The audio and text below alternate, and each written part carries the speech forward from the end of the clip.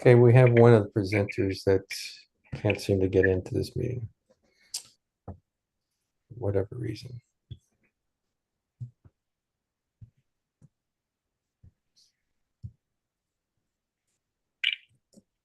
Oh, I see where it says or sign in with Google. So let me try that.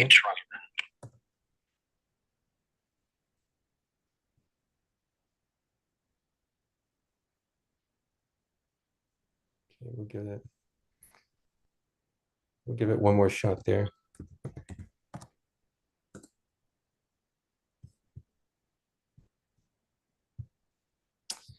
Okay. Share screen. Hello, everyone. All right, we're going to start. I think we got the recording going.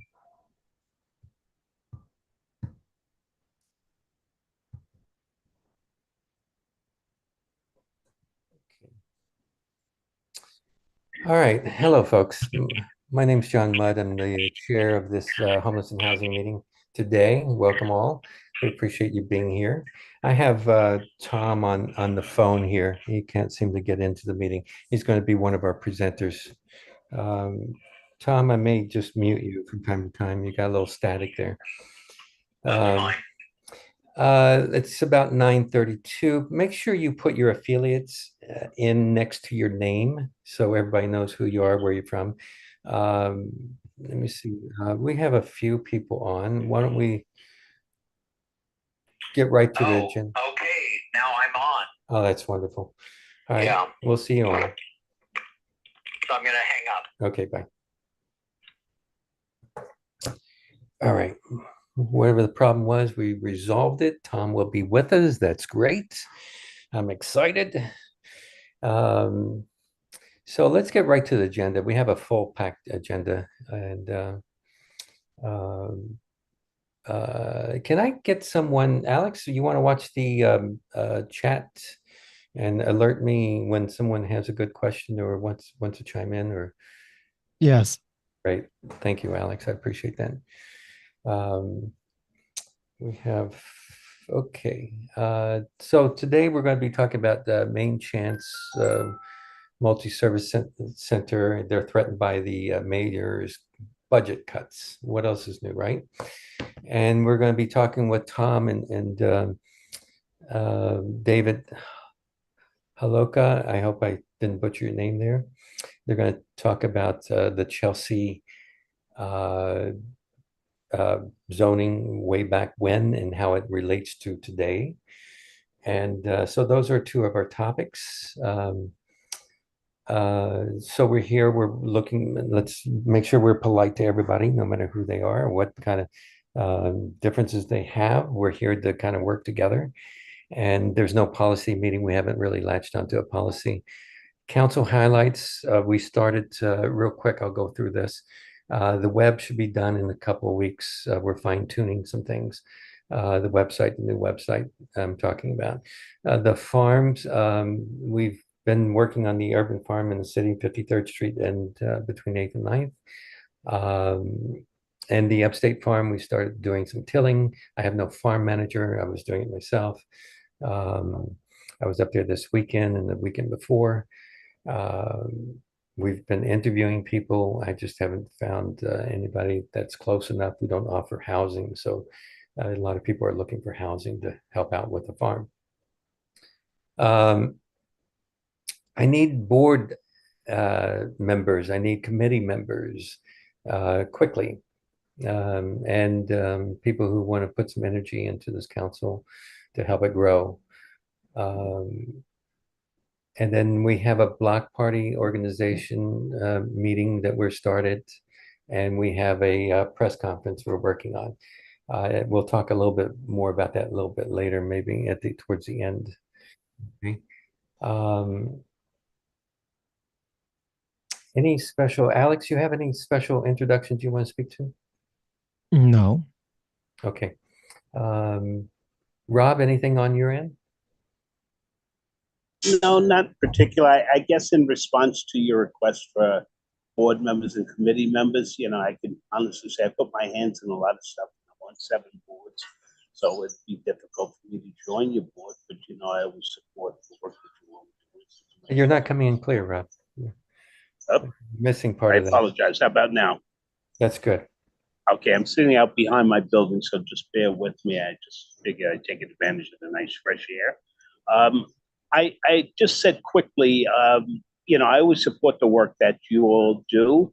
I can't join the board. I'm already on 7 and I'm overextended, and I have my courses in the fall. I picked up an extra course this year, so it'll be difficult, but as much as I can support you guys.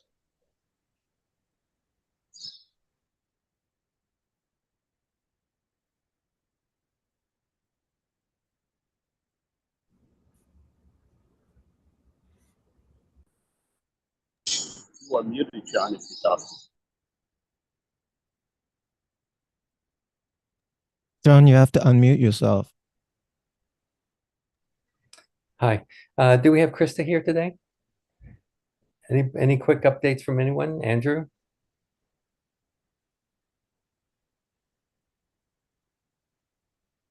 Okay.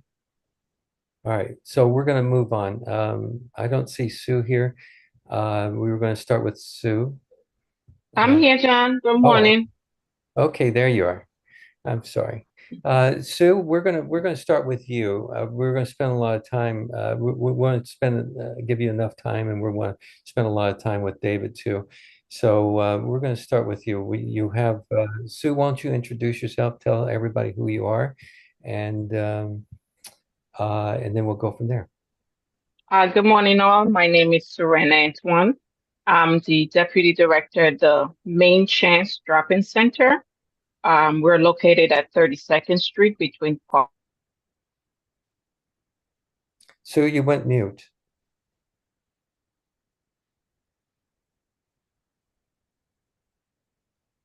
Have a soup kitchen providing meals a day. Did I cut off, John? Oh, you're good. You did cut off for a few minutes there, but you're good now. Oh, okay. I'm sorry. Yeah. We provide 3 meals a day, not only for our clients, but we also run a soup kitchen, serving about 300 people per day with 3 hot meals.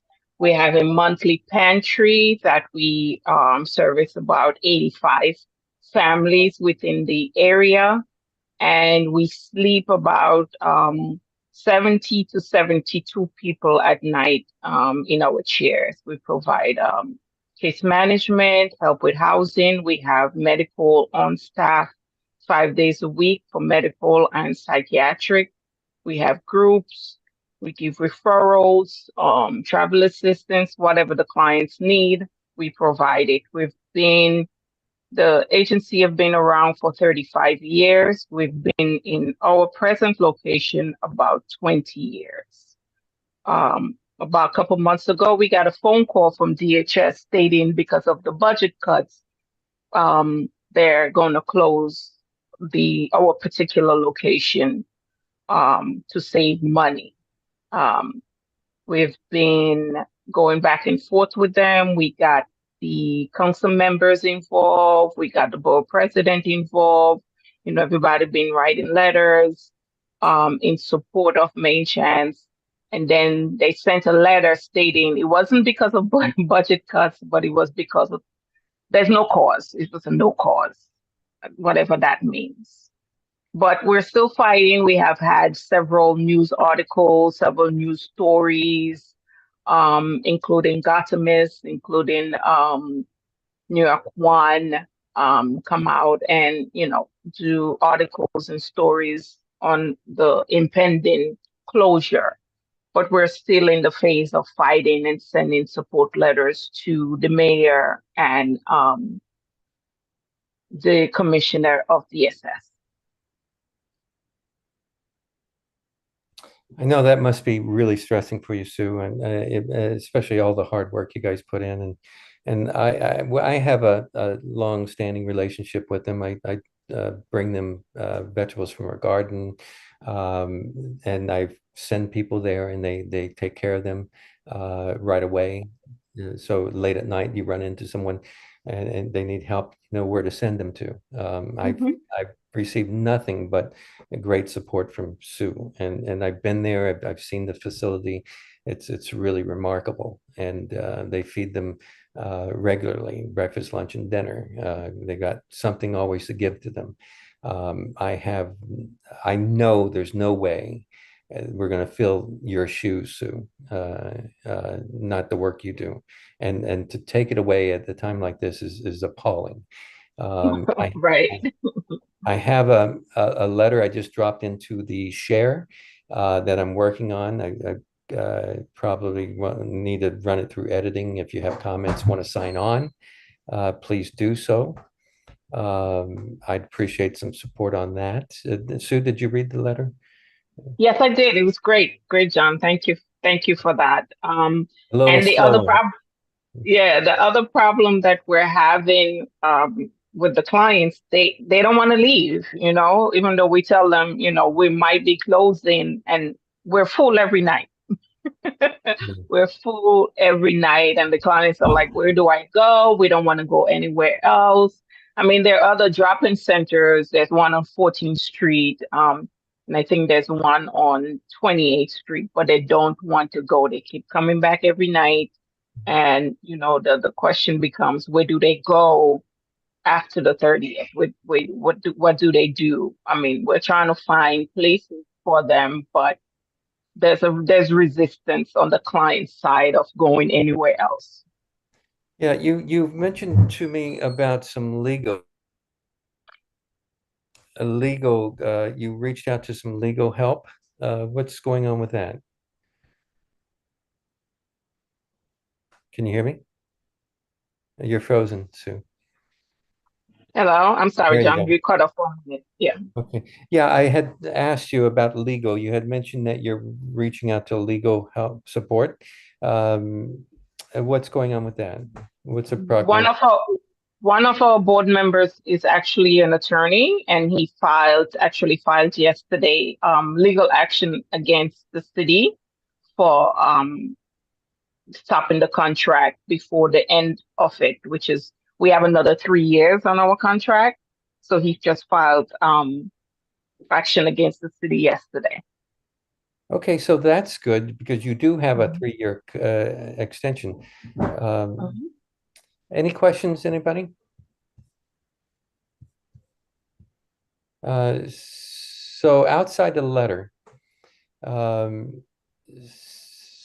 but that doesn't really, well, maybe, hopefully we'll have another mayor, a little bit more sensitive mayor in office too, that'll continue that contract. 3 years is nothing to sneeze at. So, anything else that you're doing? We're working on some block parties, press conferences. Perhaps you want to come out and join us on the press conference.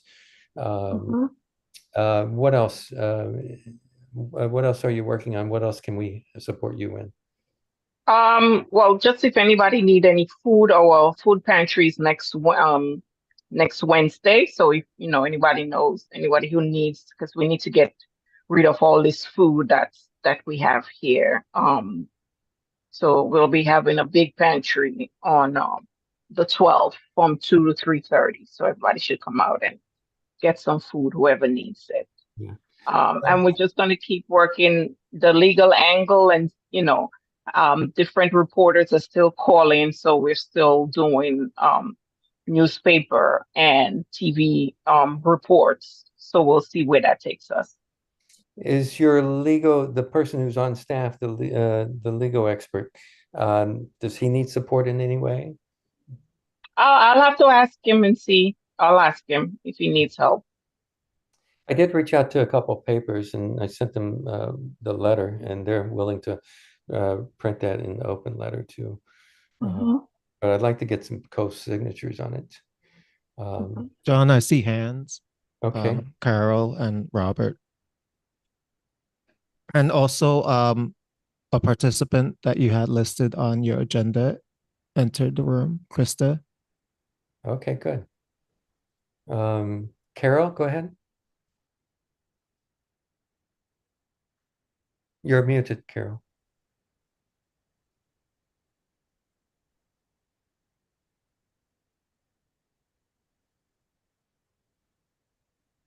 Carol? Um, we must have lost her. Rob, you want to go ahead? Sure. Thank you. Thank you, John, and thank you, Alex. Sue, thank you for your work. I want to formally introduce myself. My name is Robert Robinson. I'm a human rights advocate, but I'm also formerly homeless. I spent 10 months in a facility very similar to MainChance called the Open Door back in the day. And the Open Door was run by Urban Pathways, which runs the facility on 28th Street that you referred to. I still have a great relationship with the staff at the Open Door at Urban Pathways. But more importantly, I'm part of an impacted advocates group that was founded by Jessica Katz when she was chief housing officer.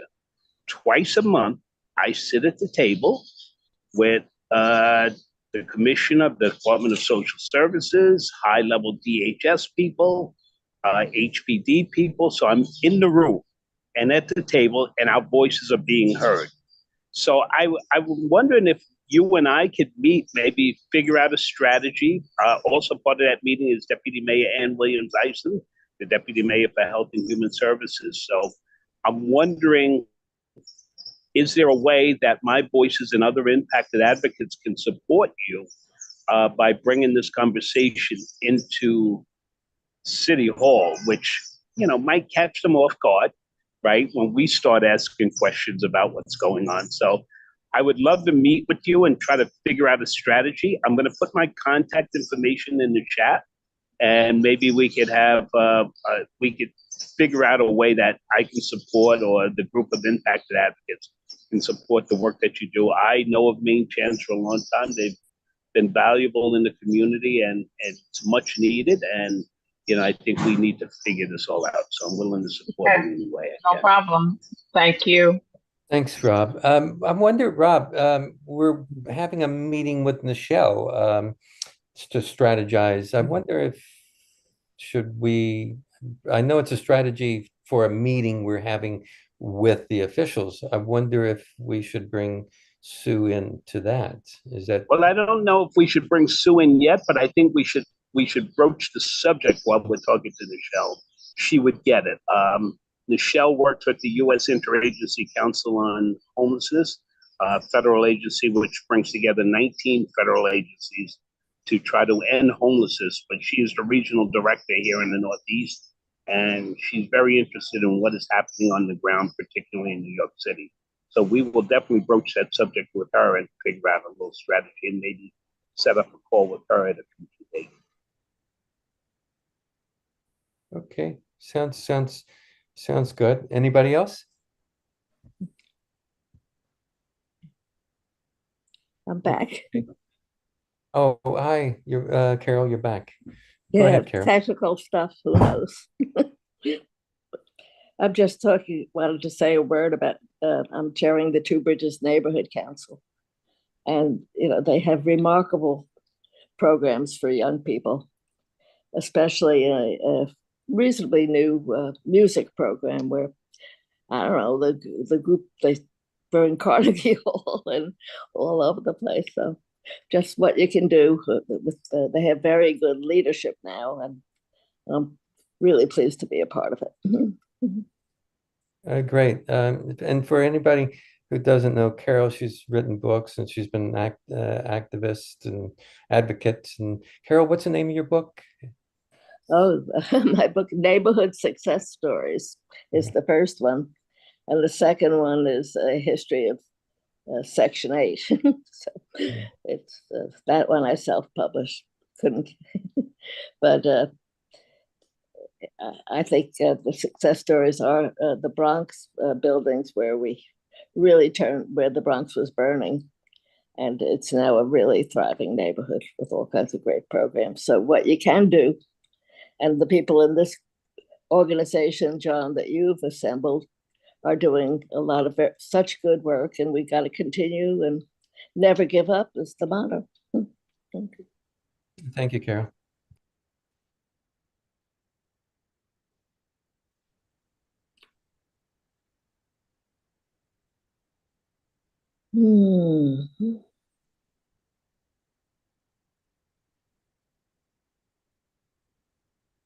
John, you have to unmute yourself. Oh, Rob, that hand was from before, right?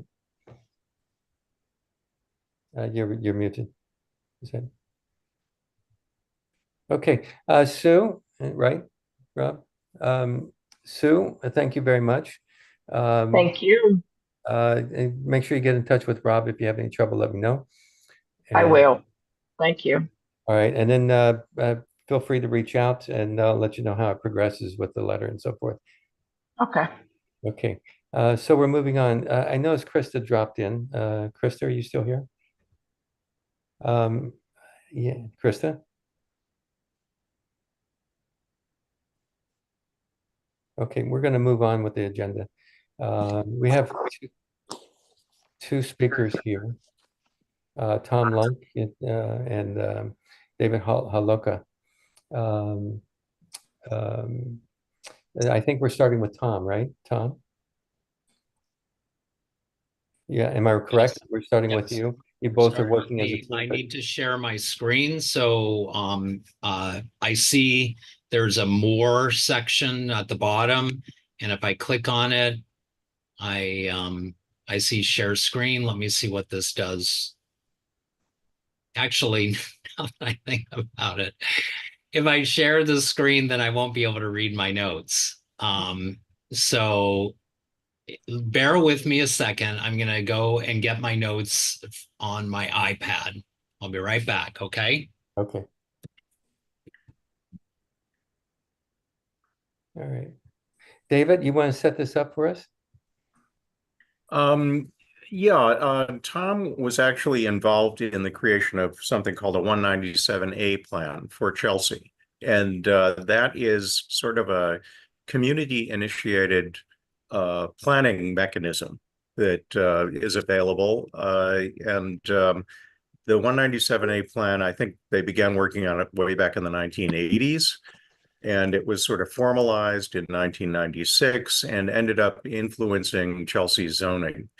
So the presentation you're about to see begins as one that Tom and I put together for Community Board 4, because we thought it was important to look at how the proposal for Fulton and Elliott Chelsea related to the long-term community plans for zoning and how Chelsea should be shaped.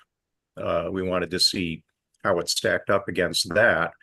And Tom was actually on the community board back about 20 years ago, a little bit longer, when the 197A plan was being implemented. He has a history as an urban planner. I'm an architect. I don't have particular familiarity with the zoning in Chelsea, but I kind of boned up on it and put together the second part of the presentation. He'll talk about the goals of the 197A plan, and I'll talk about the actual different generations of Chelsea zoning. So you can see how it developed and the direction it was going in, and also how what's currently being proposed for Fulton and Elliott Chelsea by the NYCHA related development team fits into it. Okay, great. And, I have to say, as an architect, that looking at this whole project and where it came from, there's one thing that sticks out, which is that Related and NYCHA are saying that it will cost nearly as much to renovate the existing buildings as to replace them. And when NYCHA presented to CB4 recently, they presented the tenant survey, which is very controversial and which seemed to indicate that the tenants preferred a demolition plan. And I asked where the two choices on the survey came from that were for demolition as opposed to renovation of the existing buildings. And we were told by NYCHA that that came from the fact that it's going to cost as much to renovate as to restore. And if that's the case, why not let the tenants decide? But it just defies common sense that that would be the case. The buildings are structurally, they look fine to me. They are subject to New York City Local Law 11 inspections every 5 years that require their facades to be maintained. And, you know, even if you gutted everything out of those existing shells, including the current elevators, and left just the structural system and the exterior walls and the fire stairs, imagine the point where you've got the buildings demolished to that point. Do you really believe it's going to cost more to simply put in new elevators and new partitions and new apartments up to current standards than it would to spend the money to take those buildings down and then create new foundations, new building shells, new fire stairs, all of that stuff, and then put the same new apartments into that? And, you know, history doesn't show that that's what's entailed. There was an article in the April 29th edition of the New Yorker about a developer named Nathan Berman, who's developing a 1967 office building in Lower Manhattan, 55 Broad Street, into housing. And that's the kind of building that does not convert easily into housing. It's got too big a floor plate. Too much of the area is too far from windows for, you know, residential rooms that need natural light. And yet he found that he could renovate the building into housing for under $400 million, while demolishing it and rebuilding it as housing would cost over $600 million. So even for a building that doesn't lend itself to conversion to housing, it's costing less than 2/3 what it would to demolish the building and rebuild as new. And you compare that to NYCHA, where these buildings were originally built as housing. They have perfect dimensions for conversion. And yet that's what this whole proposal and the whole draft scope of work and the EIS and the thing that's moving toward a ULURP is based on. And to me, that's the big lie underlying this project. And NYCHA and related will say that they have to build all of this new market rate housing in order to recoup their costs, because they have to rebuild the NYCHA buildings from scratch. And I don't see anyone challenging that. And I don't see anyone providing any substantiation of it at all. I mean, we have a couple more architects in attendance. I don't know, maybe they'd be willing to weigh in at some point on this, but I see that Tom is back, so I'll let him begin the zoning presentation. Okay, that was a great summary. They're just creating a reason to demolish. It's clear. Tom, good, you're back. Yes, and David did a great job. Thank you so much, David. It was very clear. Unfortunately, I don't know how to share my screen. I tried to go into this more section and hit shared screen, and then it says go to the preferences, and I went through that. There's no place on the preferences. Tom, see the green button down below where it says share screen? Mine's on the bottom. Yours could be on the top or side. I don't know. But see the bar? Let me see. I click on something that says more, and no, it won't be in more. It'd be shared. It'll say share screen right by itself. It's right next to the chat. Okay, let me broaden this. John, if you click on his name in the participant, I already did that. 3 dots. You can give him permission to share his screen. Yeah, I already did that. Okay, so it's the same approach. So on my desktop, I'm assuming is what I'm sharing. So then I click on share. It says allow Zoom to share your screen, open system preferences. I click on that, nothing happens. You must become a co-host. Someone must make you a co-host. Theodore, he is a co-host. Okay, I've done that. Okay, so if your presentation is on the desktop, when you hit share, right, you'll see some boxes. Okay. Yes. And then wherever your presentation is or whatever is open on your desktop, you just click on that. So I click on the share. Okay, it doesn't do anything. Okay. All right. Well, anyway, it's not that important to share the screen because it's just some slides, and I can just read what my script is. Okay. They just follow along with the slides. If you like, you can send it to me. We will take a few minutes out and I can bring Krista in and chat with her for a bit. And while you send it to me, we can do it that way too. So, Oh, well, it's up to you. yeah. How important do you think the slides are? Sorry? How important do you think the slides are for They're not that important because basically they're just, some of them are single word or a couple of word slide, and then I talk. Okay. All over right. them. If you don't feel like it's that pertinent, go right ahead. It's not. Okay.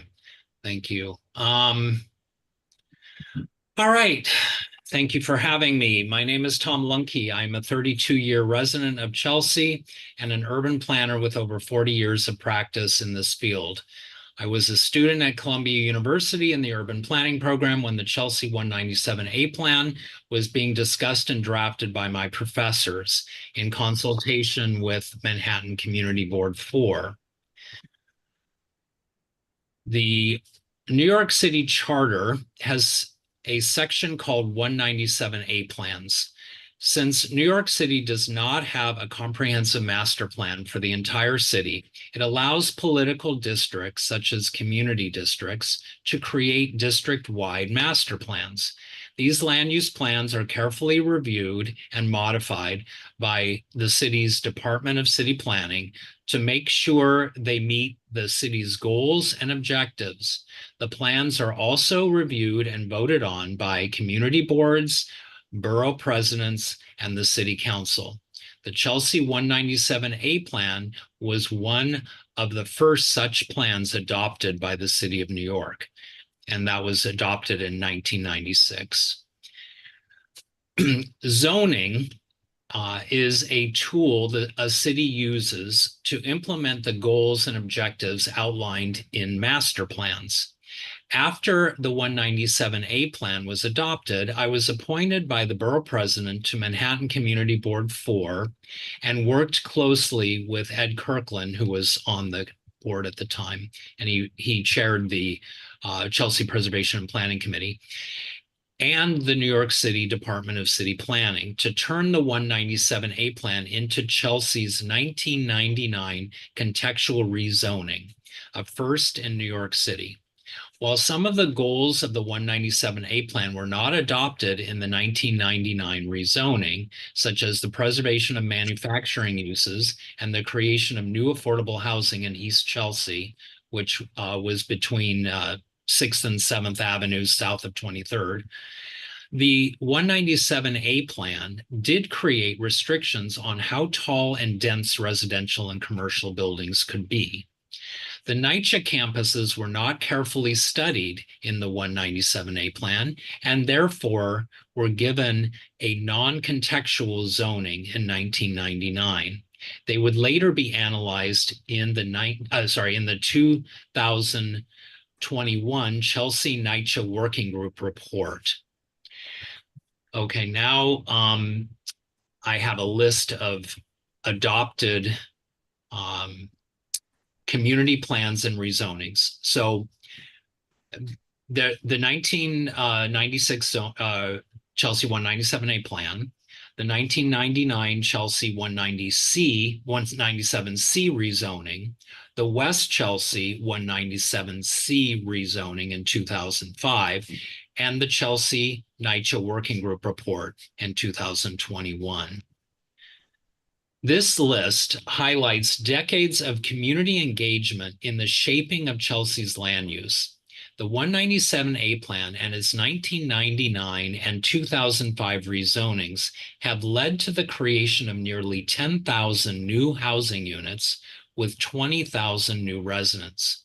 In addition, space has been added for thousands of new workers and tourists, all while maintaining the historic scale of the neighborhood. So now I'm going to read a list of quotes from the 197A plan. The Chelsea 197A plan embodies, quote, broad goals of preservation of historic character and community form, protection of the existing low-income housing stock, and provision of new affordable housing at reasonable scale. And that I list the pages where all of these quotes come from. So that quote was from page 8. The next quote is from page 11. In order to minimize displacement, zoning must not encourage replacement of sound buildings by new structures. And that goes to what Dave was saying earlier. Next quote from page 11.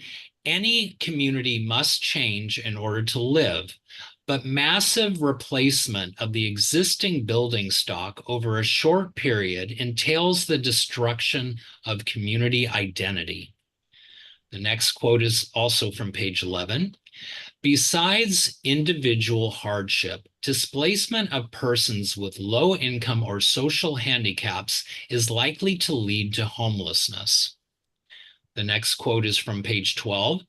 In order to preserve the character and perception of community unity, zoning must not allow erection of walls of taller buildings on main thoroughfares that alter the feel of the community, dominate lower areas near them, and psychologically cut off one mid-block from another and isolate subsections of the community. The next quote is page 12. Oh, just actually regarding that previous quote, the NYCHA related proposal seeks to put incredibly high, dense high-rises on 9th and 10th Avenues, and Dave will go into that in more detail in his presentation. The next quote, page 12, the human scale of most of the community and this distinctive form give Chelsea an identity as an attractive and livable community that would be destroyed by future development on an inappropriate model. The diminution of light and air, particularly in view of the lack of open spaces in the traditionally built portion of Chelsea, would severely diminish the quality of life in the community.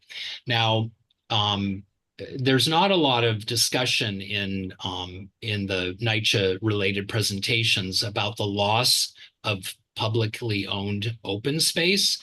As many of you know, if you just walk around Fulton and Elliott Chelsea, there's an abundance of wide open spaces. Some of it's, fenced in inappropriately, but these spaces would be destroyed. And Dave and I think it was, Dave has mentioned that there's over 100 mature trees in the Elliott Chelsea campuses. And then with Fulton, Jackie Laura, who's a resident of Fulton, has counted 82 trees that would be destroyed on her campus. And these are 70-year-old plus trees that basically reduce the carbon in our atmosphere and give us oxygen. They're like the lungs of Chelsea, and they're not being preserved according to the NYCHA related plan. Then the following are two quotes are from the Chelsea NYCHA Working Group report. From page 36, quote, no existing residential buildings in the NYCHA Chelsea developments will be demolished. And then the next quote I have is also on page 36. Development of residential infill sites must balance maximum capital financing for Chelsea NYCHA development renovations while respecting the NYCHA campuses and neighborhood context in height and bulk. So that's my presentation. Thank you. Thanks, Tom. Any questions to Tom right at this point? We can also ask later too after David's finished, so we can do it either way. If somebody has some urgent questions or thoughts rolling around in their head at this point, feel free to raise your hand. Okay. Tom, I did want to ask you about, what I'm seeing here is I don't know if it's a revelation, if people's always thought about this or it's becoming more and more apparent. But what I'm seeing is that more and more people are getting in touch with the links of what they're doing, the development all around, and what they're doing with development at Penn Station and that whole area, Penn area, also with NYCHA. I think what you guys are bringing together and speaking about this and connecting it with NYCHA really shows that there's a lot more community efforts to come together. Is this something that you've seen just lately or in the past several years, or is this something that's always been there, just we haven't known about it? Well, as an urban planner for so many years, I'm used to seeing connections and looking comprehensively at the city. I worked for 20 years in Harlem for the Harlem Community Development Corporation. And then prior to that, I worked at city planning and a number of other city agencies dealing with urban planning issues. And my feeling is that we are entering a very bizarre period where I thought that urban renewal was pretty much a history. But what we're seeing is this resurrection of large-scale urban renewal plans. And I see the NYCHA campuses as a throwback to the 1950s and 1960s, when it was considered okay to demolish existing affordable housing with the promise that there will be new affordable housing built. And what we learned from the experiences in the 50s, 60s, and early 70s with urban renewal is that those promises don't pan out. There's always money that doesn't seem to appear when it's time to replace the affordable housing, and people get displaced. And we're talking about 5,000 people that are living in these NYCHA developments, over 2,000 units. And so we've got that happening. We've got the Penn South proposal. We've got the City of Yes, which George Janes, who's another urban planner in the city, did an analysis of the housing City of Yes component that's going through community discussions right now. And in those proposals, open space is not valued. And so, for example, he used an example of housing development in East Harlem that under the City of Yes for housing, their open space could be diminished significantly with brand new gigantic towers put on the existing open space. And then he reviewed the Stuyvesant town and showed how all of that open space that those people value, I shouldn't say those people, the people who live in that development, what they value. And I've walked through that campus and it's gorgeous. The trees and just the nature is incredible. That is all threatened because there is this provision in the City of Yes housing that looks at what they call housing estates or housing campuses as being ripe for future development. So what I'm seeing is that we're losing open space, or we have the potential to lose open space if we don't value it. And we have the potential to lose more affordable housing if we don't hold on to what we have. And we can't fall prey to these promises that sometime in the future, new affordable housing is going to be built. Now, according to HUD, demolition of buildings cannot occur on NYCHA properties unless it's proven the buildings themselves are unsound. And from what David was saying and others were saying is these buildings are not unsound. There's some maintenance issues that need to be addressed, but the buildings themselves are solid. So, sorry. Yeah. No, I think you have it right on. I think there's a connection between the city of Yes, the Penn Plaza development. They're looking to continue the wealth extraction, dangling that carrot. I think you're dead on. And that's something I think is awakening because I think we need to connect it all across the city. Battery Park, Two Bridges, all of those places. And it's really your point is well taken. Marion has a question. You want to make it short so we can get to David?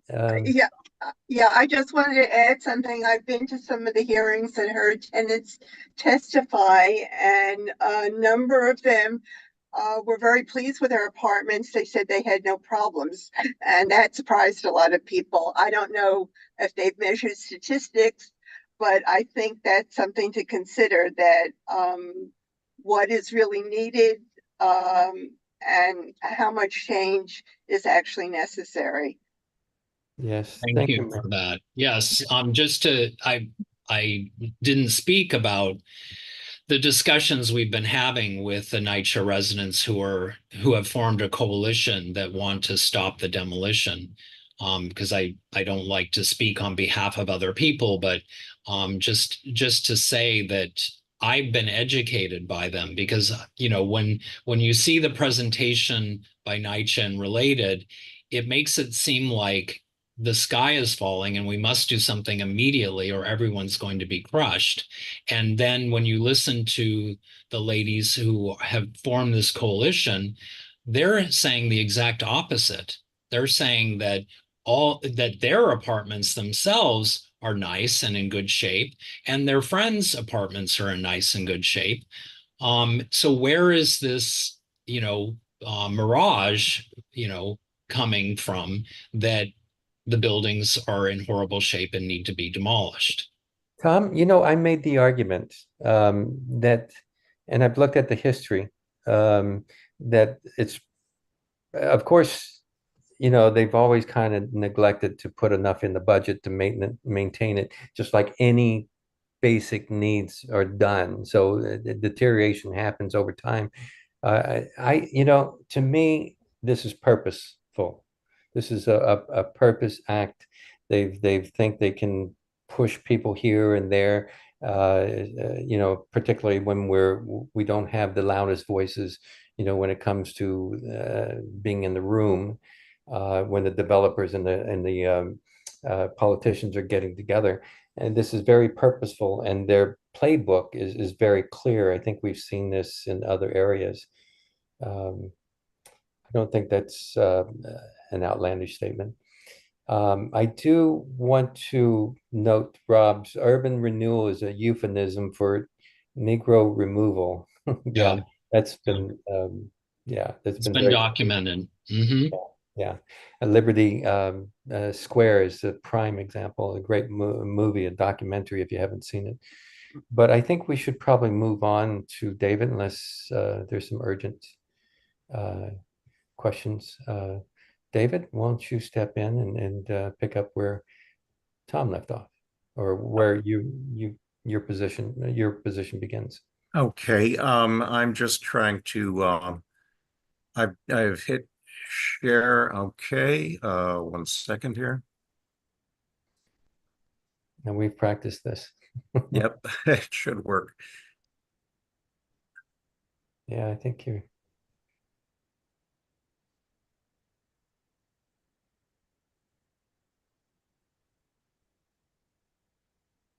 Okay, great. I'm going to get rid of.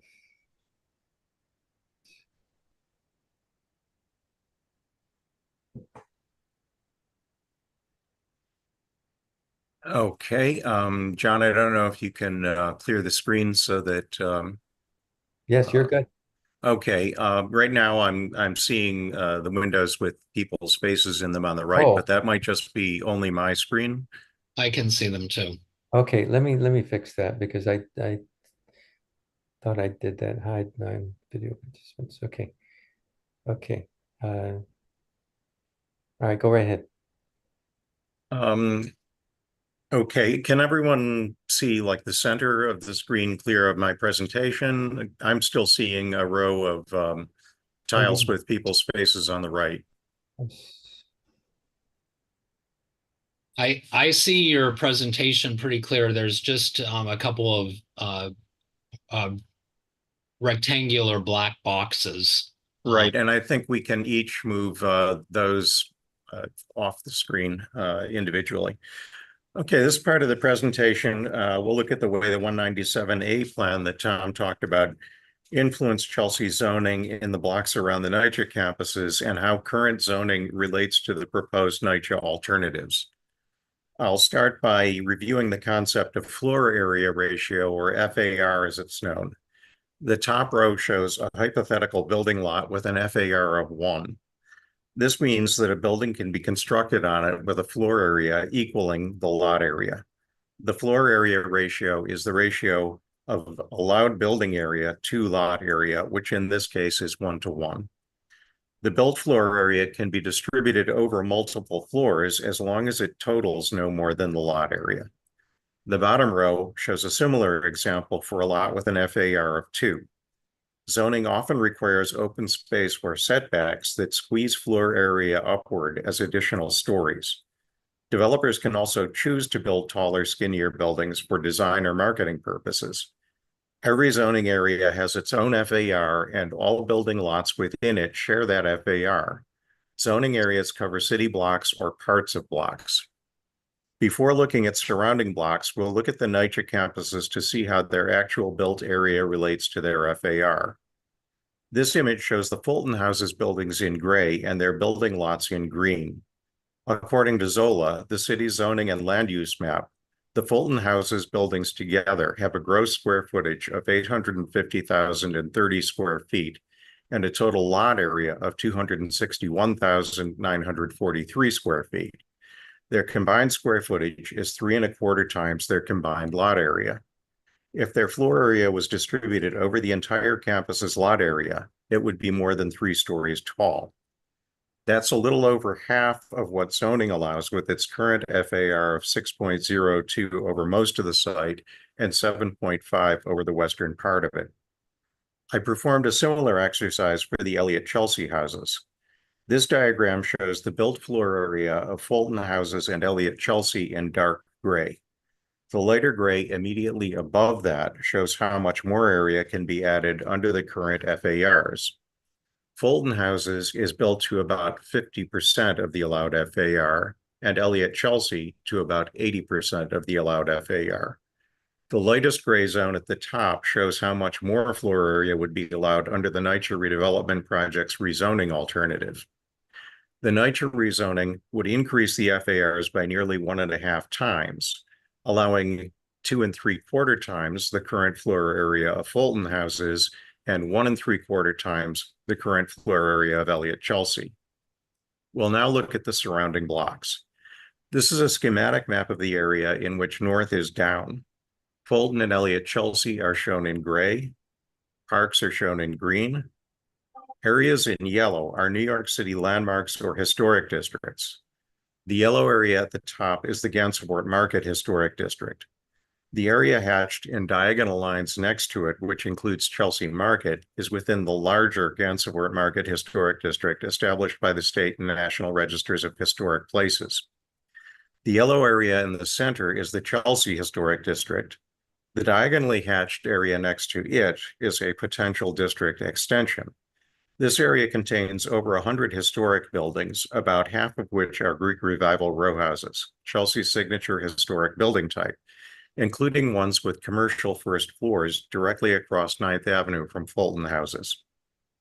The yellow area across 10th Avenue from the Elliott Chelsea houses is the West Chelsea Historic District. The Avenue School building is in this district immediately across from Elliott Houses. The small yellow area between London Terrace and Elliott Chelsea indicates 12 landmark row houses from the 1840s. The western half of the block thereon contains other historic buildings. The small yellow area at lower right in Penn South is the landmark Church of the Holy Apostles. This is an oblique view of the same map that shows the floor area ratio for each block or block portion before the recommendations of the Chelsea 197A plan were implemented in a 1999 rezoning. Fulton is at upper left in gray, Elliott Chelsea at lower right in gray. To give a visual sense of the allowed building bulk, this image extrudes blocks and block sections upward in proportion to their FARs. The idea is to create a kind of topographic map of the city's intention for Chelsea's development. Allowed floor area is represented as if it covered the entire lot with no open space. The darker gray at the bottom of the NYCHA blocks indicates actual built square footage, with a lighter gray above showing their full FAR. The Google Building and London Terrace predate modern zoning, and they are both substantially larger than what the FARs on this map allow. London Terrace was the largest apartment complex in the world when it was completed in 1930. Its floor area is about 10.4 times its lot area. Its impact is reduced by being bordered on 3 sides by 100-foot wide streets and having front gardens, but multiple blocks of buildings its size wouldn't have much light and air, as a walk down 24th Street attests. The 1999 rezoning significantly lowered FAR in historically sensitive areas, reducing it from 6 to 3 in many places. I'll refer to reductions in FAR as downzoning and increases as upzoning. This is post-1999. I understand Ed Kirkland had a lot to do with this rezoning, and I often felt his presence as I discovered how closely areas of reduced FAR related not just to landmark sites, but other historic areas worth respecting, which were dear to his heart. Even the half block with the 12 row houses between 10th and 11th Avenues was downzoned. 23rd Street between 10th and 11th Avenues was converted from manufacturing to residential use and upzoned to allow large apartment buildings. The 2 Southern Fulton houses blocks saw a slight increase in FAR as a result of being rezoned from a manufacturing to a residential district. I'll go back and forth a couple more times so you can get a sense of the change in direction of FAR. This is before 1999, and this is after. Before and after. In 2005, the special West Chelsea district was created to complement the High Line. Blocks over which it passed were converted from manufacturing to residential use and partially upzoned to encourage housing development. This is before the 2005 rezoning, and this is after. The western parts of the 2 southern blocks of Fulton houses fall within an area that had its FAR increased to 7.5, near where the High Line crosses 10th Avenue. The tall Caledonia residential building is within this area just north of Chelsea Market on 10th Avenue. These upzoned areas are generally away from the low-rise historic areas. Farther north, the buildings in the West Chelsea Historic District between 10th and 11th Avenues are very large and wouldn't be dwarfed by the new FARs. To their north, blocks approaching the planned high-rise Hudson Yards site were upzoned to FARs as high as 12. While the area across 10th Avenue from the Chelsea Historic District saw an increase in FAR, a height limit of 80 feet was imposed on it, together with incentives for transferring unused FAR to remote sites away from the High Line itself. You can see a relatively high FAR of 6 right across 10th Avenue from the General Theological Seminary. But the 80-foot height limit kept the building eventually constructed there to a contextual scale. Here it is on the right, facing the seminary across 10th Avenue. We'll now look at how the proposed FAR increases for the Fulton and Elliott Chelsea sites under NYCHA's redevelopment project. We'll look at the proposed FAR increases for the Fulton and Elliott Chelsea sites under NYCHA's redevelopment project rezoning alternative. This is the current zoning, and this is what's proposed. Chelsea zoning to date has been painstakingly crafted over decades by community consensus to lower FAR in historic areas and raise it at a distance from them. The current NYCHA proposals FARs would be higher than any of this part of Chelsea, except for the blocks stepping up to Hudson Yards. increasing FARs from 6 for the most part to 8 and 12 within 100 feet of avenues. This would introduce steep discrepancies between new construction and low-rise historic neighbors, including Cushman Row, which is right here in the Chelsea Historic District, and Greek Revival row houses across 9th Avenue from Fulton houses. Something more like this than this. The additional bulk allowed on the Elliott Chelsea site would also cast Chelsea Park right here into shadow. These FAR-based maps obscure finer aspects of neighborhood scale and texture. A better sense of that comes from these Chelsea or NYCHA presentation materials. Here are the existing NYCHA campuses in their context. Here is the non-rezoning alternative, and here is the rezoning alternative. I'll end with this 1960s rendering of Fulton houses. Even though their towers were a locally unprecedented height, they stand back from both 9th Avenue and the side streets, allowing for plenty of the sort of light and air that zoning has always prioritized for 24/7 family life in residential districts. The perimeter buildings step down to match their historic context. Any further development of the NYCHA campuses should score no less for civic-mindedness. I'll point out that these towers are 25 stories, and they're the tallest buildings around, really. And just to go back to this image, it's at 25th Street looking up 6th Avenue, and these are buildings that are 30-odd stories tall. The current proposal for the NYCHA sites would include buildings up to 39 stories tall. So this is literally what we would be getting, and these buildings on the left are about the size of buildings that would be adjacent to Fulton houses, and you'd get this kind of contrast. So that's this part of the presentation. Thank you.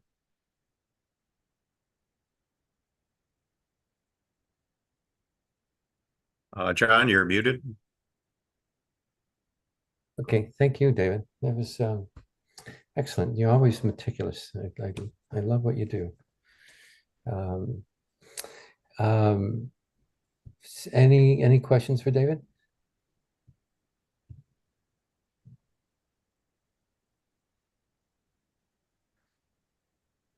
David, you showed the contrast between the different buildings and the setbacks, and of course, losing the green is, you can see all that gone, and it's starting to look like a Fifth Avenue or something with all these tall buildings in a way, right? It's right. It's an awful way to live, I think. Not to have that green, not to feel like a home. I had a question that someone proposed to me, and we've been, of course, you've been in the fight as much as I have, and maybe even more. I think it was John Massengill. That's who it was. He asked me, where do I see housing in the picture around Penn area? I said, well, I'm no architect, but I think the whole Penn station should fit into a community, not the other way around, not stuff communities around everywhere. And yeah, so do you want housing directly across from the entrance of Penn Plaza? Maybe not, but maybe so. I don't know. What's your thoughts? Well, we're being kind of assailed with a YIMBY movement that says you want housing everywhere, and the more you build even market rate, the more pressure it will take off of housing, and it'll end up kind of trickling down and creating more housing for all. But as George Janes has pointed out, there's nearly 2 billion square feet of residentially zoned unbuilt real estate or areas in New York City. It seems that everyone wants to build where the biggest payback is going to be, and of course that's around Midtown, but it's not necessarily an ideal place for housing right around Penn Station. So I think it comes from that whole YIMBY idea. There was also a proposal to reduce the restrictions on converting office buildings to residential, which I think makes perfect sense. If there's an existing office building in an area where there's not a demand for offices, sure, go ahead, convert that to residential. But in terms of new planning, to put a very high density residential in areas where there's also a lot of business, zoning was always kind of about separating operations that weren't mutually beneficial. So, messy manufacturing with health concerns was always kept separate from residential. And you see that even in New York. That's why Midtown is zoned higher, because it's a place where people are from 9 to 5, 5 days a week, and it's individuals mainly working indoors, whereas residential areas are 24/7 places for families that include outdoor activity, and you want more light and air. I'm skeptical about proposing housing right around Penn, and I worry that using housing production as a way of building disproportionately tall buildings around Penn, super talls like were proposed earlier, is trying to hop on the we need more housing bandwagon when there are better solutions, in my view. Yeah, I agree. And they're always putting that up as a carrot. We need more housing, but they don't really mean that. They resisted putting housing in the Penn Station, Bernardo, 20 million square feet. They had no interest in housing there. Over when they were talking about the Hudson River. I mean, they had no interest, and then they gave us a smidgen of housing that wasn't affordable, that they call affordable. Yeah, you're right on. We have a couple of hands up. Rob, you want to comment, question? Yeah, just basically a comment. I think Tom earlier said that HUD says if a building is considered sound, you can't take it down. I'm not so sure I agree with that. And I think post-Katrina New Orleans proved that to us, right? Folks, after the storm, went back to their public housing units after they were told they weren't safe, and proved to HUD that they were safe. But Sean Donovan, who was head of HUD at the time, decided that they were going to move to tear them down and rebuild with market rate housing, or mixed use housing, as they called it, but mostly market rate. So I think, we sometimes think HUD isn't complicit with the city, but many times they are. I do think that it is difficult, and I've always said this, to take down fully public housing as you did in other cities across the US, because 500,000 people live in public housing. That's a city in itself. Where are you going to put that city if you take it down? So just something to think about, just a little comment out of it. No, good, very good. Harvey? Yes. The idea of zoning is simplistic. Architects are asked more and more to design mixed-use developments. Communities want mixed use. And I don't mean mixed use in terms of different types of housing. Mixed use containing offices, affordable housing, regular housing, hotels, healthcare centers, schools. So mixed use creates a community. Housing can be near where you work. Housing can be near where, transportation is. There's a move now to build all the housing adjacent to train stations and subway stations. It's not only a move, it's a requirement in many towns to build smart growth and put the housing near transportation. So I wouldn't make any rules, but mixed use and creating an environment where people can live and work together and go to school, as I mentioned in my presentation last month, is important. So I wouldn't rule out putting housing next to transportation or next to offices, because that makes a vibrant city. And zoning of housing goes here and offices go here and this goes there. That idea doesn't create the colorful environment, the enriched environment that you need in a city. Now, I know Midtown has been in office space and so on, but we've got to think a little bit differently and more creatively. And mixed use means not just it's mixed use of different functions working together. And the same thing is true with taking an older building. And more of the older buildings also become a mixed use. If it's an office building, it doesn't have to be all converted to housing. An office building can be partially housing, partially healthcare, partially a school, and partially office space. In fact, that's a better way to develop, because if one use is on the downside, the other use is on the upside, and it creates a more affordable, a more viable, economically viable development. It's such a smart point, Harvey.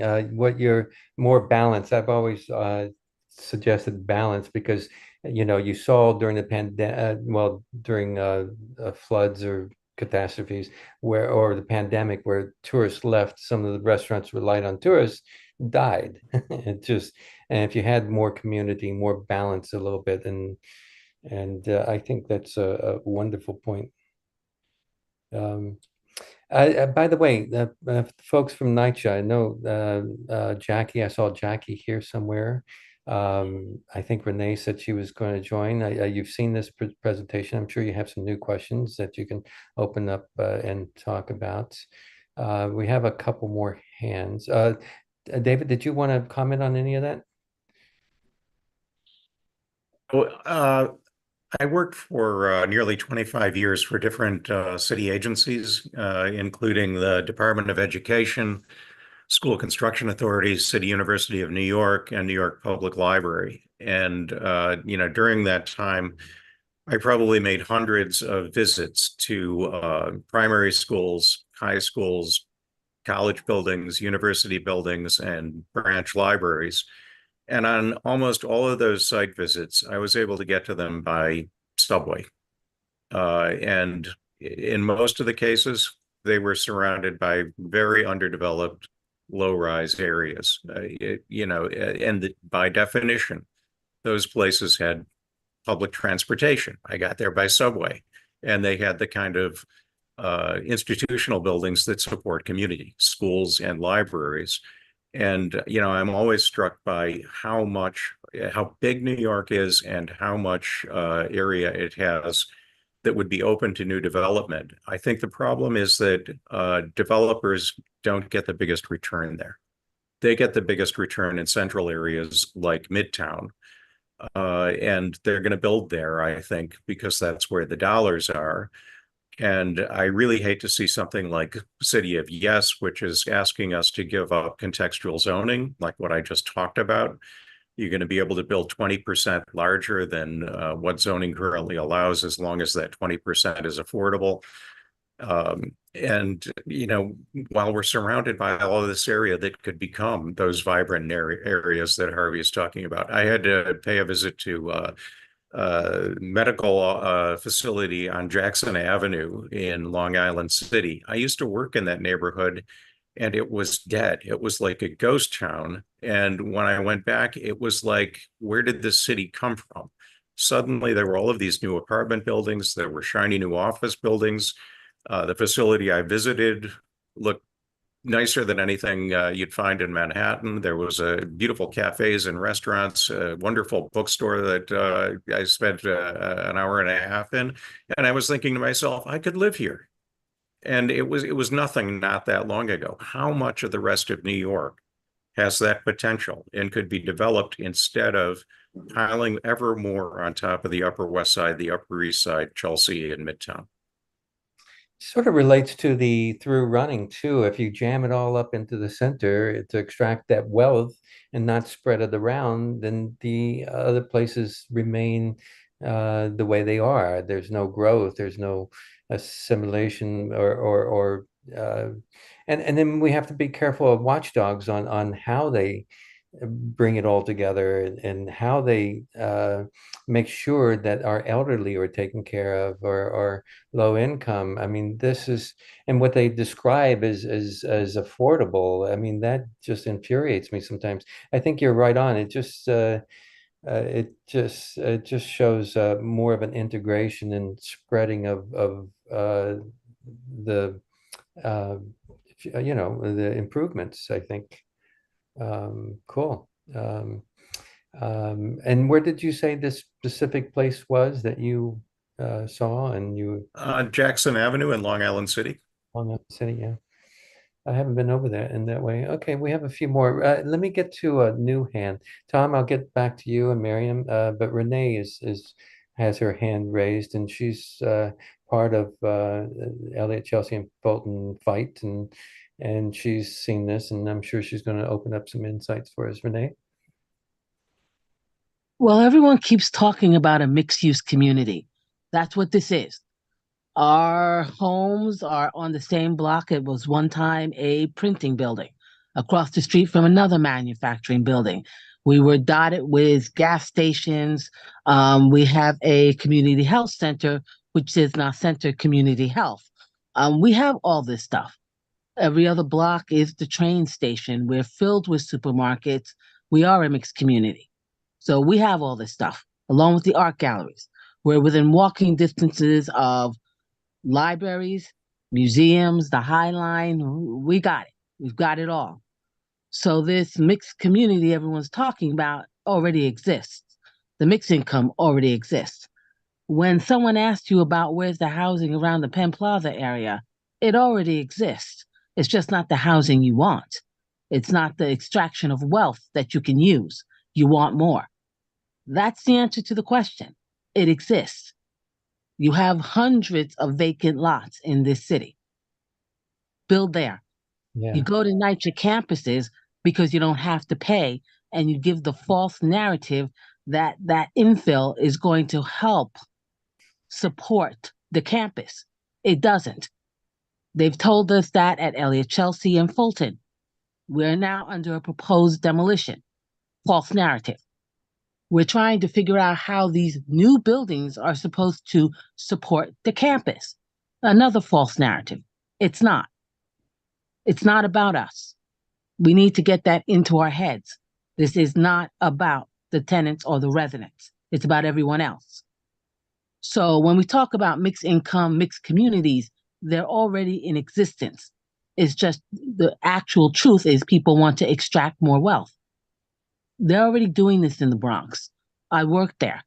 At the same time, I'm suddenly seeing an elevator that was shut down and constantly not working. All of a sudden, a new building comes up and they're taking the whole escalator, it was an escalator apart. And it's not about the people who've been there all along. It's about that new building that's coming up on the corner of Westchester and Kelly. And all of a sudden, it's being done. So we have to be very realistic when things say we need to be within walking distance. We've always been in walking distance. Communities have been here. They're low-lying. They have all sorts of facilities. It's just that when certain people who are more wealthier come into the community, that they start sprucing it up. And when you start seeing the train stations being spruced up, you know the invasion's underway. And then you have to wonder about who they're going to extract. Where's the city within a city go? They're just going to push the people out further and further, most likely to Westchester, which is why that train system was put up, to move people back in, because someone's got to do the work that keeps the city going. We need to be very, very honest about that. Those communities already exist. And as David said, I also worked in Long Island City. Those communities can blossom anywhere. Give them the chance to do that. Stop pushing everything into the middle. Yeah, that's an excellent point, Renee. Really, really, there's always these little signs that tell us what's on the way, right? Yeah, they work ahead, way ahead of time. You know, the Empire State Development Corp and these developers, I mean, they had this 30-year plan to demolish, to do a river-to-river office building. So they're still at it. They're not going to stop. Good point, Renee. Good point. Anybody want to add on to that? We got hand. Oh, David, you want to comment on that? No, I agree with Renee. You know, a couple of other things that come to my mind. The open space around the NYCHA campuses, they're a result of the basic idea of the architecture, which is It's based on a towers in a park model that comes from the great architect Le Corbusier. And Penn South is based on the same model, Stuyvesant Town, Grand Street co-ops. And it was always about creating dense housing, a lot of it in high rises, that for which the reward was open space around it. It was built to substitute for cramped old kind of slum housing where there wasn't greenery, there weren't long views, there wasn't light and air. And that was the reward for building those tall, dense buildings. It was about a balance. And when you talk about completely getting rid of that open space, you know, it just throws that out the window. And I'd also like to mention there's a French firm called Lacaton and Vassal, which in 2001 won architecture's highest honor, the Pritzker Prize. And they are famous for never having demolished a building to put up a new one. And they have a minor specialty in 1960s social housing. And they renovate these buildings for less money than it would cost to rebuild them. They actually enlarge them, they reskin them, and they do all of this while the buildings are occupied. It's not some fluky firm that's, you know, fudging their results. As I said, they won architecture's highest honor. And this is the direction the rest of the world is going in. The rest of the world isn't stuck in urban renewal. And we live in a time of a climate change crisis as well as a housing crisis. So we're just looking at something that's completely backwards in terms of sustainability.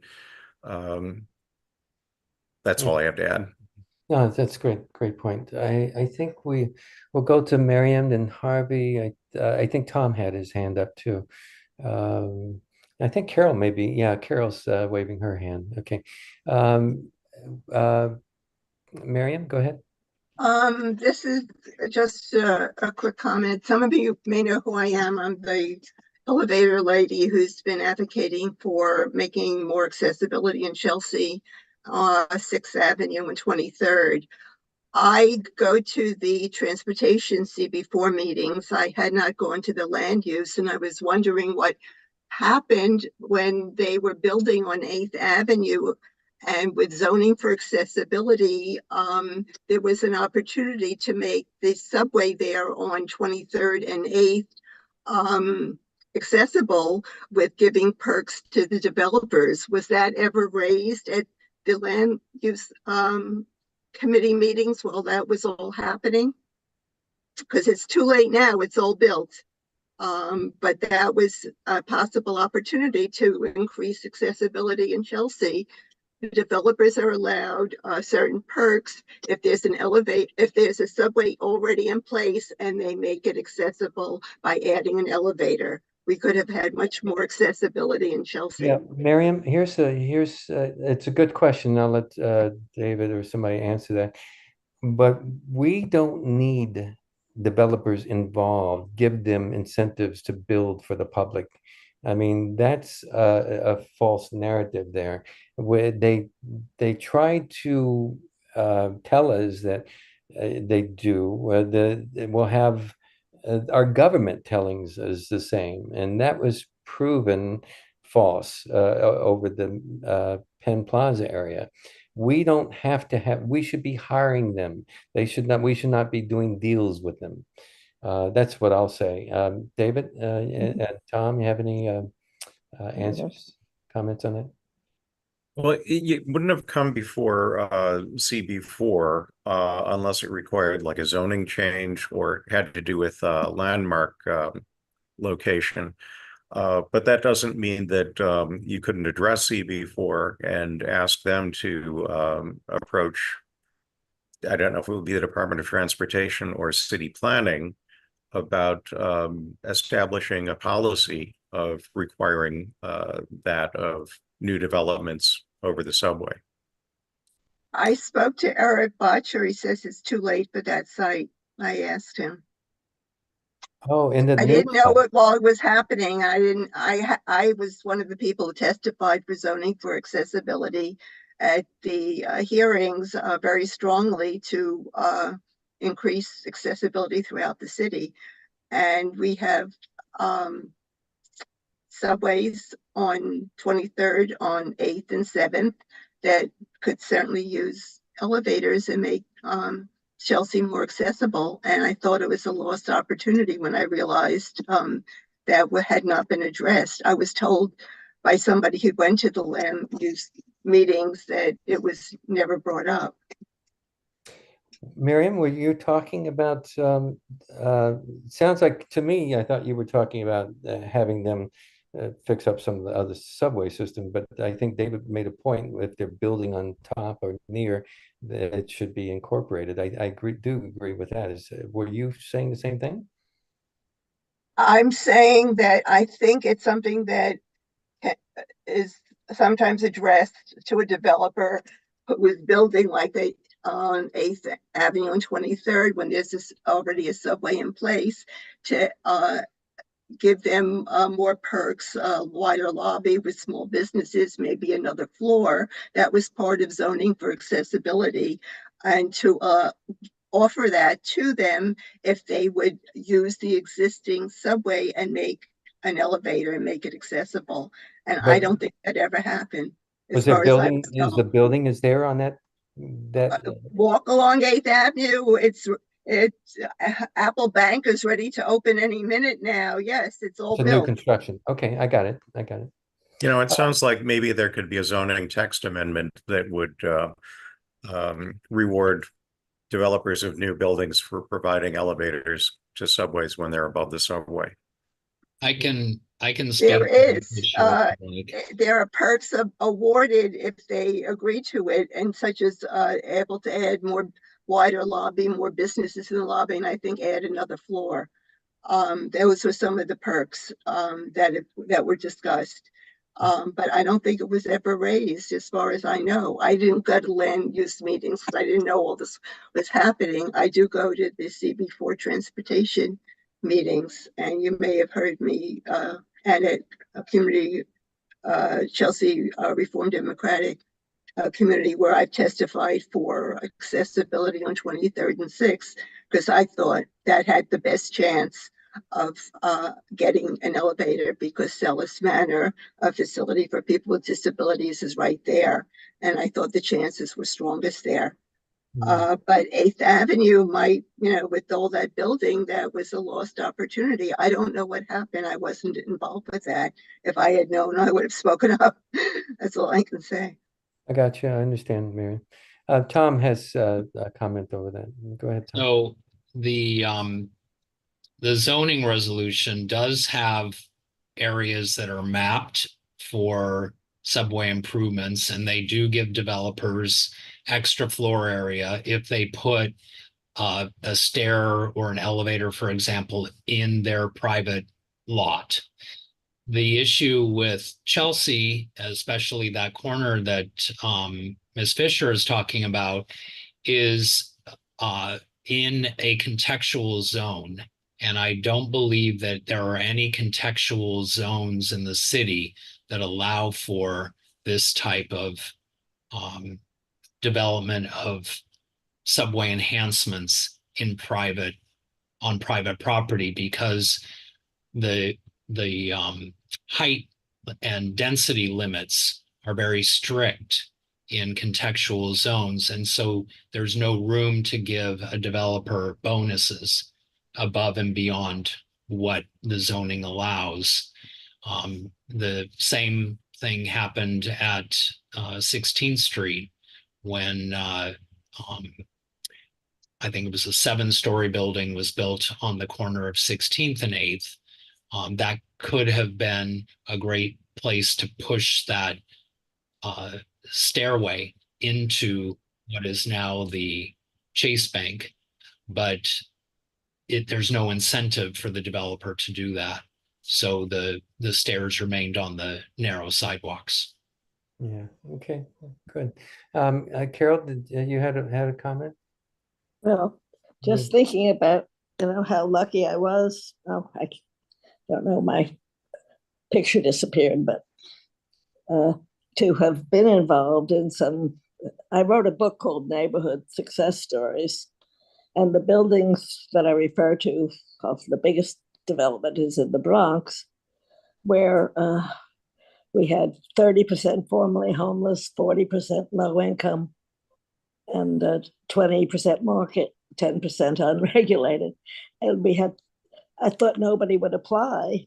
This was back in 1989, and we had something like 25,000 applications. And what makes me happy is these buildings are thriving today. The playground has been improved.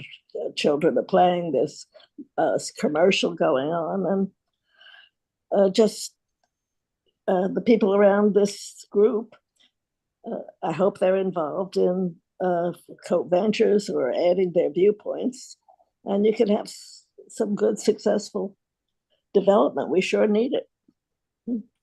So thank you. That's my comment. Yeah, thank you, Karen. I'm sorry I lost my picture and all that, but I'm going to another appointment. So hooray for your group. No worries. Pleased to Harvey? be invited to be a part of it. Yeah, no, we're glad to have you. Harvey? Yes, just 2 points on the more conceptual side. One is a human scale. Whatever we build, we have to relate to the scale of a human activity, whether it be housing, especially housing, or offices, or anything. So we need to think about scale. Many architects and planners, architects, don't understand scale, and they're supposed to. So scale is important. And the other thing is, you're talking about towers in a park. I think we missed the boat. What we need is a park. We need the lungs of the city. So when a tower in the park is just, that park is not a park, it's just shadowed areas. You need to set aside full blocks or double blocks of open space for parks, for recreation, for growing food, for dining, okay, and create the lungs of the city. And there might be something you might say for every so many square feet of building you build, someone's got to develop a full block park. I mean, it's just the idea of Central Park, but on a smaller scale, neighborhood by neighborhood. So we've got to create, if we're going to live, we've got to create the lungs of the city. We've got to create parks. And I must say that my concept for PSAUD, those who know that, has a full block park, a full park. So even though it's difficult to get to that point because it requires trade-offs, but we've got to begin to develop parks. They're not towers in a park. So human scale and create the lungs of the city in open space. It's real open space. Yeah, make the city livable. I have to move on pretty quickly here, but I like what Renee said about agri-hood.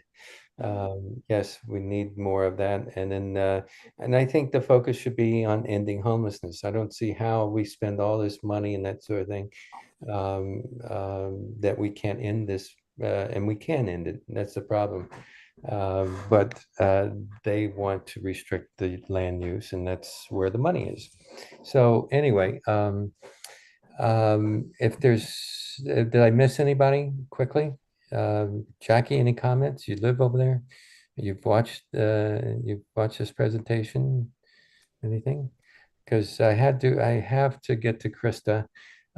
She's been busy, in court, fighting for tenants, and she wasn't. It was a question whether she was going to make it today, but she's here, and I'd like to have her speak. Any last words? No, nothing right now. Thanks, John. Okay. No last words from anybody on this subject? David, Tom, any last words? Okay. No, I'm good. Thank you. All right, very good. Nice. It was a nice presentation, and I was glad to have you. Krista, hi. I'm glad you're here. You want to, unmute yourself and introduce yourself and take it away. Good morning. Can you hear me well? Yes. Not well, but yeah, keep it close to you. Yeah. Let me see if I could fix that for a second. Is this a bit better? Yes, it is. Okay, perfect. So, good morning. My name is Krista. I'm from the United Tenants of Albany. I am the court advocate at the United Tenants of Albany. So I go to court with tenants that are facing eviction because we do not have the right to counsel currently in the city of Albany. I'm sorry about that. We currently don't have the right to counsel in the city of Albany. So tenants are not entitled to an attorney when they're facing eviction. And there are a couple of ways that we meet tenants. We meet tenants on the hotline. They call us, they leave voicemails, and then we're able to meet them in court after their court date. We also meet tenants in person at the courthouse. So I announce myself every morning I come here, and I let tenants know that I'm from United Tenants. We could assist them, with financial assistance, with rental assistance, first month's rent or security, as well as just informing them of the basic rights that they have in a housing case. The experience that tenants in housing court in Albany face is not that favorable to tenants. 3% of tenants are represented by attorneys in Albany Housing Court versus 98% of landlords being represented by attorneys. So there's a very big discrepancy between representation for landlords versus for tenants. That's where legal aid steps in at times, where tenants are able to get assistance if they qualify an attorney to represent them, but those resources are also pretty limited. We also have a pro bono attorney that we work alongside, Adriel, that takes on a more complicated cases of holdovers, cases that aren't really that straight cut. A couple of local laws or rights that are helping tenants in Albany County to prevent evictions or to stop their eviction is the residential occupancy permit law, which requires a landlord to be registered with the city of Albany to be able to commence an eviction proceeding, whether that's for non-payment of rent or whether that's for a holdover. The landlord would have to prove that they are in compliance with the city of Albany and that everything, like that the unit is a habitable and livable apartment. Another protection that tenants will very soon have is good cause. It just passed in the Common Council last night, meaning that landlords will now need a good cause to evict the tenant. It passed previously in 2021, but it was struck down. So landlords for I would say 2 years or so have been able to raise the rents as much as they have wanted to. Tenants have gotten multiple rent increases a year, more than 50%. People have seen people have been getting evicted for no reason after being there for 32 years, after being there for 10 years, after building a community. One of our Bleecker Terrace tenant associations was affected by this. It was a limited income tax credit property that basically kept the rents low. It protected tenants who were on fixed incomes, but then somebody from New Jersey came and purchased the property, and it basically pushed everybody out that was in there. It raised the rent all the way up to fair market rent, and everybody basically has been pushed out. There's a couple of tenants left there that their 90-day notices will be up in June, and we're trying to work with them. We're not sure if good cause will be able to protect them. So there are a couple of options that tenants have when they are in court, especially when the situation is a little bit more clear cut. When they owe back rent, it could go as simple as entering into a payment agreement with the landlord where they just pay a portion of the rent, a portion of the arrears on top of their rent each month, something that they feel comfortable doing. The issue with that is if they do miss a payment, they do not have the chance of going back to court, and they would have to, they would get a notice from the sheriff, a 14-day notice informing them that the sheriff is coming to lock the doors in 14 days. Sometimes tenants find themselves entering into a payment agreement, but then the situation changes after a couple of months, and then they're unable to continue the payment. Something else that the tenants are entitled to is an adjournment on the first appearance. It postpones the case for 2 weeks. It allows them time to maybe seek out counsel from organizations or seek out just organizations in general around the county to see if they'd be able to assist with the back rent that they owe, or just to get a little bit more information on their situation. And yeah, I always suggest tenants get the adjournment, but sometimes getting the adjournment, landlord attorneys don't really like for tenants to get the adjournment. So they sometimes make it a point that if that does happen, they will not benefit from the same deal when they come back. And that kind of discourages tenants from getting an adjournment or really getting real full understanding of their situation, which is unfortunate, of course. Another option that tenants have is to get an abatement hearing. This is basically if there's any issues, habitability issues in the unit, if the ceiling is leaking, anything like that, that the tenants think that I should not be paying full rent on this apartment for because it's not it's not up to code. They're able to get a trial where they present their evidence to the judge, and basically the judge decides how much rent to take off of what is owed. There's always going to be something owed. That amount will never be $0 simply for the tenant occupying the property. Tenants are also able to set move-out dates in court, a date that's a little bit more comfortable to them, maybe pay rent moving forward for the months that they'd be staying. Tenants also have a right to a hardship stay if their rent is all paid up and they got a holdover notice and their landlord is trying to evict them. Once they reach court, they would be able to ask for a hardship stay if they have any health reasons, or if they have baby children registered in schools around the area and it would be difficult for them to move if they were to have to relocate to another area. The 30, 60, and 90-day notices was something that protected tenants a lot. When we did not have good cause, a landlord would need to send a tenant a 30, a 60, or a 90-day notice, depending on how long they've lived there. And that was kind of the only thing that allowed tenants time to move, especially for somebody that's been there for, 30-something years. It would be difficult for them to move in 30 days.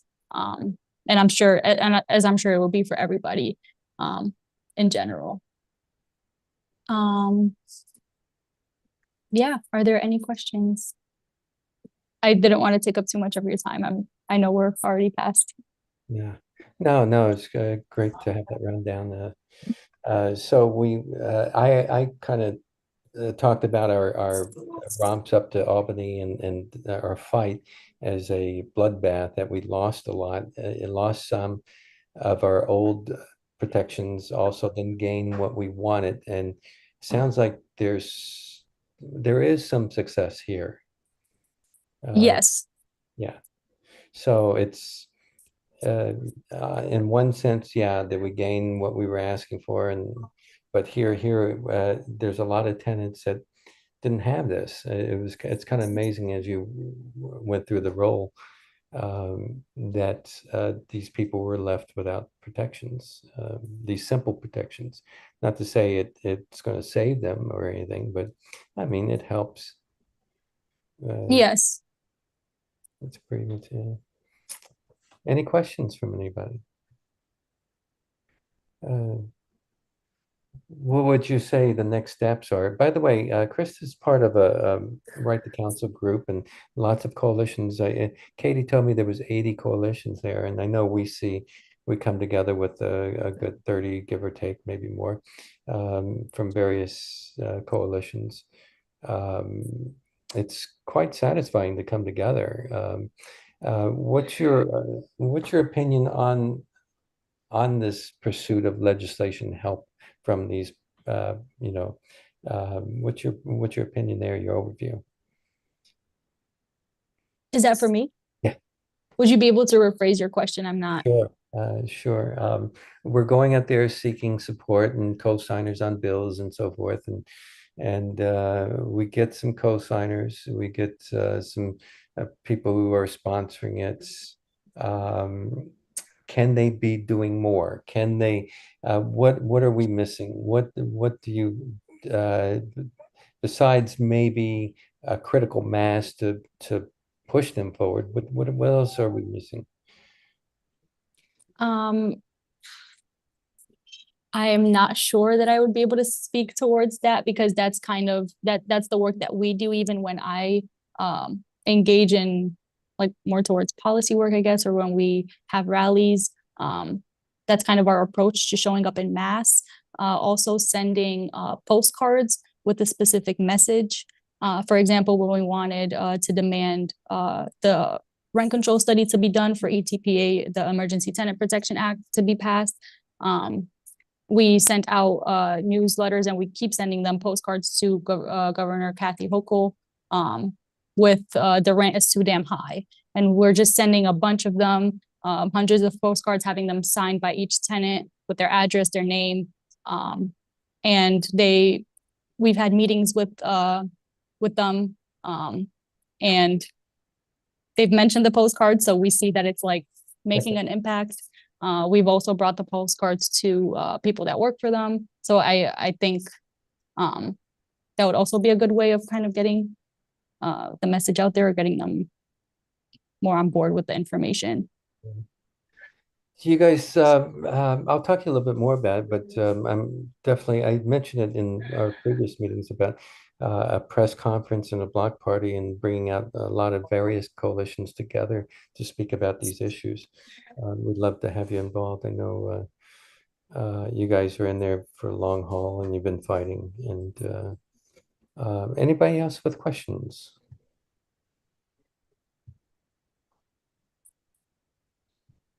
Anybody? Okay. Any last words, Kristen? No, not that I can think of. Thanks for being here. Really appreciate Thank you so much for having me. Thank you for your effort, and I think we'll continue to be a part of the Right to Counsel and seeing you, and it's been fun. I think Katie runs a great meeting, and a lot of people are participating, and it's exciting. Sometimes I don't think we get enough out of our political body, a real fight from them, but you know, a little bit at a time, right? Yes, exactly. One step at a time. Yeah. Especially because it's a lot of us. It's a lot to change. So yeah. Anyway, okay. So anybody else on any other issues before we close out this meeting? Let me just take a quick look at the agenda and see if there's anything else to comment on. Miriam asks for an explanation of contextuality. If you want me, I'll just explain very briefly. Sure, go right ahead. If you could, please. So as David showed in his slide presentation, and I referred to in my presentation, contextual zoning is looking at a neighborhood and determining what the overall scale is of that neighborhood and trying to protect that scale. So the Chelsea 197A plan and the subsequent rezonings honored the longstanding scale of the community.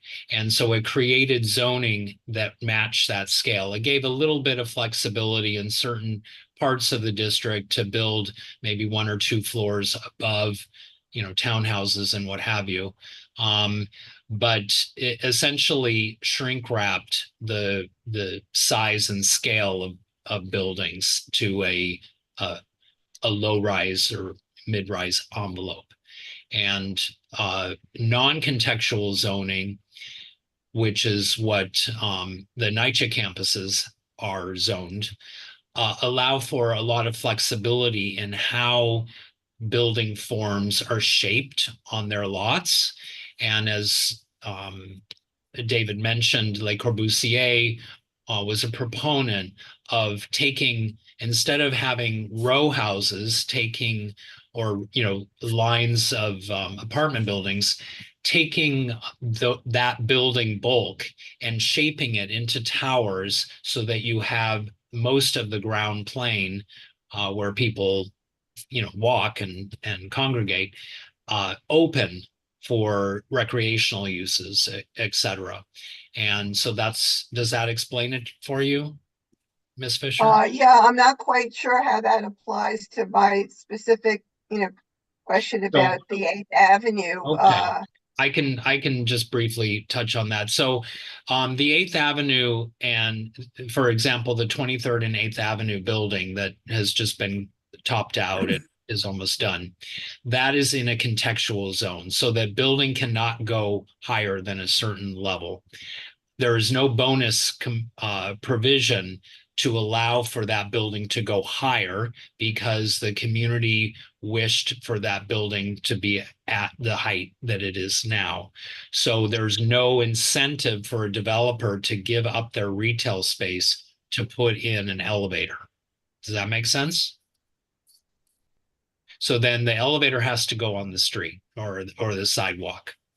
Well, it will eventually, because that's the law, to make the whole city accessible. And the question is, when do we have to wait 30 years, or can we have it in the next 5-year plan? Well, that's a different discussion. Yeah. All right. Hopefully I helped. Thank you. All righty. Again, I need some board members, some program managers, some committee members. Let me know if you're interested. We have a rally we're working on, a press conference we're talking about, and a rally together. I need committee members and people committed there. The block party, the block party that's is slated for September 15th. The press conference, we need to be ready for it. The idea here is to catch Hochul's end of the month presser and make a lot of ruckus, make her nervous, and draw the press over to us at the end of her press conference. And if not, we're focused on developing our own press conference, bring our own people out. So if we happen to miss her presentation or overlook it, or it's hidden or it's protected, we still focused on what we want to say. So we need to kind of get ready for that. Salinas and Jackie, and I think Renee stepped off, but oh, there she is. I think we were talking about a press conference. I think this is an excellent opportunity to invite a lot of different groups in. Like I said in email, you guys got my email. And Krista, I don't think you were on that string, but basically, it's an easy connect, between homelessness to housing, to public housing, to rent controlled, to rent stabilized, to development. I should say overdevelopment, because that's what they're doing. So anyway, let me put this meeting on pause, say good day to everybody. And if you guys want to stick around and chat, I'm here. I'm going to put this one on pause though.